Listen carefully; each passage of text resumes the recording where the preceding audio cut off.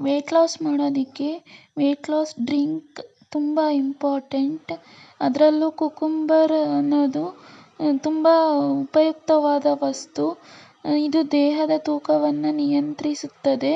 ಆದ್ದರಿಂದ ಇದು ದೇಹಕ್ಕೆ ಒಳ್ಳೆಯ ಆಹಾರವಾಗಿದೆ.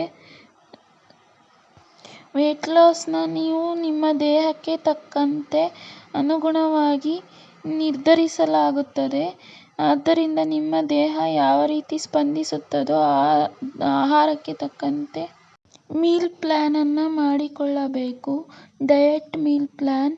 ಇದರಿಂದ ದೇಹದ ಆರೋಗ್ಯ ತೂಕವು ಸುಧಾರಿಸುತ್ತದೆ.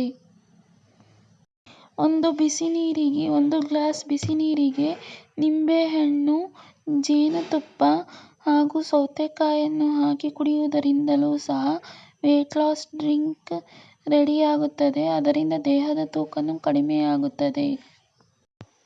ಹಾಗೂ ದಿನನಿತ್ಯದ ಎಕ್ಸಸೈಸ್, ವಾಕಿಂಗ್, ಡಯಟ್ ಇವುಗಳು ತುಂಬ ಮುಖ್ಯವಾಗಿರುತ್ತದೆ. ಹೆಲ್ತಿ ಫುಡ್ ತಿನ್ನುವುದರಿಂದಲೂ ಸಹ ದೇಹದ ತೂಕದ ಇಳಿಕೆ ಆಗುತ್ತದೆ. ಉಪವಾಸ ಮಾಡುವುದರಿಂದ ದೇಹದ ತೂಕ ಇಳಿಕೆಯಾಗುವುದಿಲ್ಲ.